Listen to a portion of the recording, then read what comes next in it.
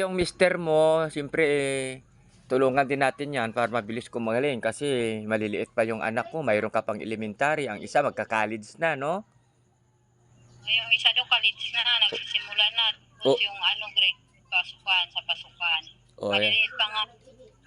oo, Kasalukuyan kailangan ng financial yung mga anak ko.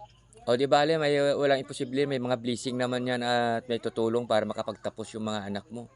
Kasi masisipag yan sila. Gusto nila makatulong sa magulang. Sipag lang, walang problema sa mga anak ko. Nagsisipag, kaso lang yung financial nga. Di bale, magkaroon ka rin ng pinansyal.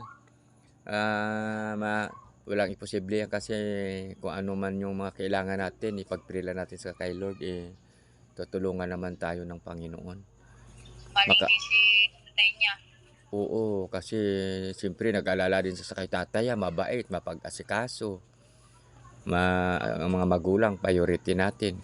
Kaya huwag ka mag-alala, yung lahat ng mga sinabi ko na instruction ko sa mga pagkain, mga inumin, sundin mo lang yun para mabilis ang pagaling niya. At saka yung tubig na binasbasan ko, yun ang gamitin niya bawat inom niya ng tubig.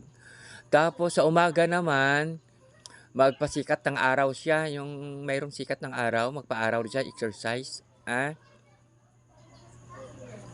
Sa sikat ng araw, tuwing umaga, lakad-lakad din siya, exercise. Tapos sa umaga, wag na lang siya magkape, inom na lang siya ang ako kasi hindi na nagkakape, tubig na maligamgam. Mag-inom siya. Bago matulog, inom din siya ng maligamgam. Para maligamgam lang ang gamitin niya. Kasi sa akin, tubig, tapos mga gulay. Mga marami ka namang tanim dyan na gulay. Konti lang yung malunggay yung marami dito. O yan, malunggay, okay yan. Alam mo, maganda yung balunggay. Kasi ako, sa umaga, may balunggay din ako dito. Yun ang ginagamit ko, nilalagay ko sa tasa. Inahimay-himay ko, tapos buhusan ko ng tubig. Ng tubig na mainit, balunggay at saka yung talbos ng bayabas.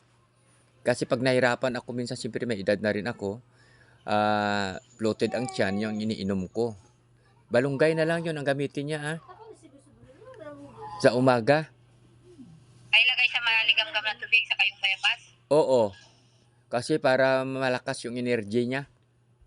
Tuwing umaga yun ang gamitin mo. Ano bang iniinom niya? Kape o ano? Minsan, Bear Brand. Sabagay, Hindi naman siya mahilig magkape. Hindi naman mahilig. Minsan lang kung medyo pagod, pag-uwi sa trabaho, ayun siya nagkakape. Oo, sabagay, ang gatas, okay naman yun ang gatas kasi siyempre calcium yung kailangan din natin yung gatas sa katawan. Pero idagdag mo na lang yung sinabi ko sa kanya, yung balunggay at saka talbos ng bayabas. Himay-himayin mo, tapos buusan ng tubig. Pag medyo kaya niya na yung mainit na parang maligamgam na sa kanya, kaya niya yung init, sa kanya yun ang pinaka-kape niya na. Tapos yung mga prutas, nag-send na rin ako diyan sa iyo ng mga prutas na kainin niya at mga gulay, di ba? At bawal lang bawal sa kanyang sigarilyo Po, yung saka yung tagay. Ay tagay bawal. Para mabilis siya gumaling.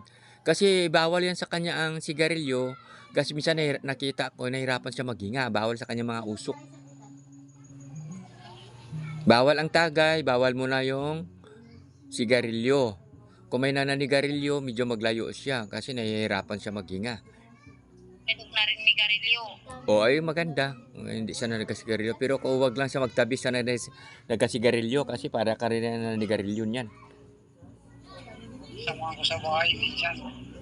Kayo pa. Sabihin mo kung mayroon kayong bisita nga naninigarilyo, lang po, layo lang kasi si tatay may sakit, bawal yan kung makalanghap ng sigarilyo, sabi ni Doc. Kasi nakita ko yung paghihirap siya maghinga. Bawal sa kanya mga usok, kausapin mo lang, minsan di natin maiwasan, may mga tao nang naninigarilyo. Para mabilis siya gumaling. O sige bukas, magtawag ako uli Sige po, Doc. Sundin, Ka lang po. okay, sundin mo lang yung lahat ko na instruction, lahat niya pagkain, inumin. Bawal din sa kanya muna yung mga sinangag, mga prito Opo. O mga Mantika, mamantika, bawal.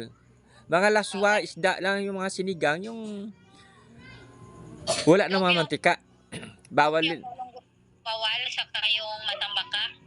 Matang baka, basta yung may kaliskis, okay lang yun. Huwag lang yung mga isda na gaya ng mga dilis, magkaparayuma kasi yan.